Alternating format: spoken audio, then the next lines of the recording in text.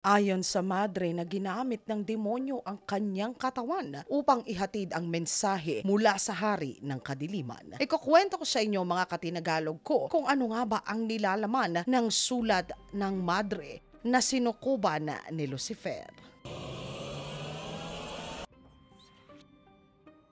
Nang ika-11 ng Agosto ng taong 1676 sa kumbento ng Palma de Monquiaro ay abala ang mga madre sa pagganta sa choir sa kanilang kumbento. Ilan sa kanila ang nakapansin na nawawala ang isa sa kanilang miyembro. Wala ang madre na si Maria. Inisa-isa nila ang galugari ng buong kumbento. Inisa-isa nila ang bawat pasilyo at mga silid. Ngunit tila ba hindi nila makita ang madre na kanilang hinahanap.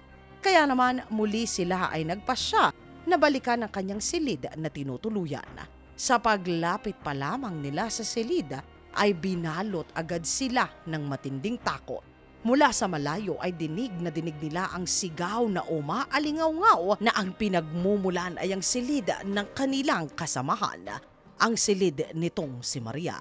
Maya-maya pa ay nakarinig sila ng tila ba paghabol ng hininga. Balot man ng matinding takot, naglakas ng loob ang isa sa kanila, nabuksan ang pintuan at ang kanilang nasaksihan ay maitatala sa kasaysayan bilang ang isa sa pinaka-nakakatakot at nakababahalang misteryo na babalot sa buong mundo sa loob ng 300 mga taon. Ang pagkasi o pagsanib ng mga demonyo ay isa sa pinaka-nakaiintriga na kwento. Hindi lamang sa ating makabagong panahon ng mga tao, kundi maging sa mga sinauna na panahon pa. Makikita ito na hindi lamang sa mga pelikula, mga palabas sa telebisyon at maging sa mga sinauna na aklat pa na itala sa banal na aklat ng Biblia. Sa Mark chapter 5 verse 1 hanggang 20, dumating sila sa kabilang ibayo ng lawa sa lupain ng mga taga-Gadara. Pagkababa ni Jesus mula sa bangka, agad siyang sinalubong ng isang lalaki na galing sa libingan na may karumal-dumal na espiritu. Siya ay may tirahan sa mga libingan at walang makagapos sa kanya kahit nasa pamamagitan ng mga tanikala. Madalas siyang lagyan ng mga pangaw at tanikala, ngunit nilalagot niya ang mga tanikala at pinagsisisira ang mga pangaw. Walang sino mang makapagpaamo sa kanya. Palagi siyang sumisigaw araw at gabi sa mga bundok at sa mga libingan at sinusugatan niya ng bato ang kanyang sarili. Tinanong siya ni Jesus, "Ano ang pangalan mo?" Siya ay sumagot, "Ang pangalan ko ay Hukbo sapagkat marami kami." Sa mga sinaunang panahon, mga katinagalog ko, ang pinakaimportanteng aspeto ng buhay ng tao ay ang kanilang pananampalataya at kung gaano nakatibay ito. Kaya naman napakalakas ng impluwensya ng mga taga-simbahan sa kanilang mga nasasakupan. Isa sa mga pinakakapitagang miyembro ng simbahan ay ang mga madre sa kumbento ng Palma de Monquiaro. Ang bawat aspeto sa kanilang buhay ay kanilang inaalay sa pagsisilbi sa Poong May Kapal. Dahil sa tindi ng kanilang debosyon, matamang isipin na kung may guguluhin ng demonyo ay huli sa listahan ang mga madre na ito. Ngunit isa sa hanay nila nagmula ang mensahe ng dyablo para sa ating mga tao. Ipinanganak itong si Maria Crefisa de la Concepcion bilang si Isabela Tomasi. Ang ama nito ay si Prince Guillaume Tomas de Lampedusa ay taga-Sicily sa bansa ng Italia.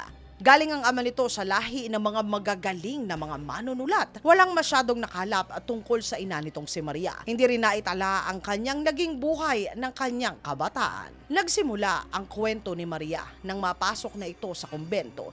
Ito ay sa edad niya na 15 na taong gulang. Ayon sa tala na nagsimula na itong hanapin ang tawag ng kanyang kaluluwa. Natagpuan niya ito sa pamamagitan ng pagsisilbi sa Poong May Kapal sa pamamagitan ng pagiging isang madre sa simbahan. Ang ilan sa sinumpaang tungkulin ng mga madre sa kumbentong ito ay mabanatiling payak, puro at malinis at walang alinlangan na pagsunod. Kasama sa kanilang ritual ay ang mahabang pagdarasal at pagiging mag-isa sa mahabang panalangin. Isa sa kanyang pangako ay walang kahit na anong mauuna pa kaysa sa salita ng puong may kapal. Naging maayos naman itong si Maria sa kumbento. Nasunod nito ang lahat ng batas at alituntunin. Kalaunan ay naging matatas ito sa iba't ibang mga lengguwahe. Naging bihasa itong si Maria sa mga lengguwahe ng Latin, Griego, Arabiko at marami pang iba. Walang makapagsasabi kung kailan eksaktong nagbago ang kanyang asal. Napansin na lamang nila na habang siya ay nagdarasal, ay madalas na ito ay nawawalan ng balay. Umabot sa punto na bago ito ay mangisay, ay papalahaw ito ng malakas bago titirik ang mata at saka mangingisay. Dahan-dahan napapansin ng mga kasama nitong madre na tila ba mas nag-iiba na ang asal nito. Madalas na ito ay may kinatatakutan. Lagi itong nagugulat sa konting kilos at kaluskos. Minsan habang sila ay nagdarasal, ikinagulat ng lahat nang bigla ito na magsalita na siya ay tinutukso ng demonyo na pagsilbihan ng kadiliman at gagamitin daw siya nito para sa kasamaan. Nang marinig ito ng Madre Superiora ay pinayuhan siya nito na mas upang tumibay pa ang kanyang pananampalataya ay magkumpisal ito. Agad naman sinunod ni Sister Maria ang tinuran sa kanya ng kanyang Madre Superiora. Nagpunta ito sa kumpisalan at sinimulang ibahagi sa pari ang kanyang mga nararanasan. Ngunit dahan-dahan ayon sa paring nakikinig sa kumpisal ng madre ay nag-iba ang tono nito. Tila ba nag-iiba ang boses nito? Umabot pa sa suktulan na ginagamitan na siya nito ng mga hindi magaganda na mga salita. Maya-payapa ay tuluyan na siya na tinawanan nito at tinutuya hanggang sa mawalan ito ng ulirat. Nang bumalik ang kamalayan nitong si Maria, wala siyang maalala sa mga nangyari sa kanya. Mas lalo pang nabahala si Maria sa mga hindi niya makontrol na ikinikilos niya. Makalipas ang ilang araw habang abala ang mga madre sa kanilang nakatakdang pag-awit sa nagaganap na misa, napansin nila na nawawala ang isang kasama nila. Nawawala si Sister Maria. Nanggabi bago ang misa, nakakantahan nila. Nag-iisa si Maria sa kanyang silid. Ayon sa kanya na bigla na lamang tila ba nagdilim ang kanyang paningin, nang hina ang kanyang buong katawan. Bago pa siya ay panawan ng ulirat, naramdaman niya na kusang kumikilos ang kanyang mga kamay. Kumuha ito ng papel at sa kadahan-dahan na nagsulat. Ang mga simbolo ay hindi pa kahit kailan na nasisilayan ng mga tao.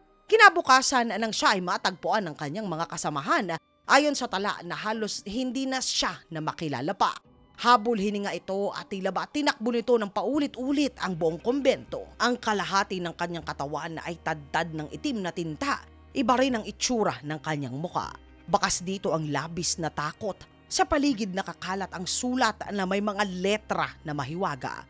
Ayon kay Marian na ito ay ang sulat ng Diablo para sa ating mga tao. Sa loob ng mahigit 300 mga taon, walang nakaalam kung ano ang sinasabi sa sulat. Hanggang ng taong 2017, kasama sa grupo ng mga mananaliksik galing sa iba't ibang bahagi ng mundo, sa dark web pa nila natagpuan ang kasagutan sa kung paano babasahin ang nakasulat sa liham ng madre na si Maria. Ayon sa kanila na pinaghalo-halong malalim na salitang Arabiko, Griego, Runic at Latin ang mga simbolong ito. Lahat ng salitang ito, bihasa ang madre na si Maria.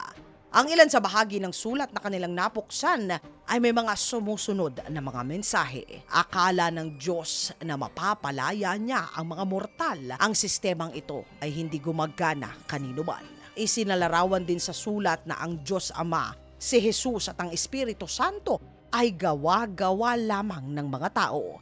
Pabigat lamang, wala nang iba kung hindi demonyo lamang na tulad niya ang nag-aabang sa sangkatauhan. Sa sulat nakasaad din ang lugar kung saan naghihiwalay ang mundo natin at mundo ng kadiliman. 30% pa ng sulat ang magpasa hanggang ngayon, mga katinagalog ko, ay hindi pa rin mabasa. Ngunit matapos nito, katakataka na walang narinig pa sa kihinahinatnan ng madre na si Maria. Kung ito ba ay gumaling mula sa pagkasi sa kanya ng kadiliman o nanatili ito na alipin ng demonyo.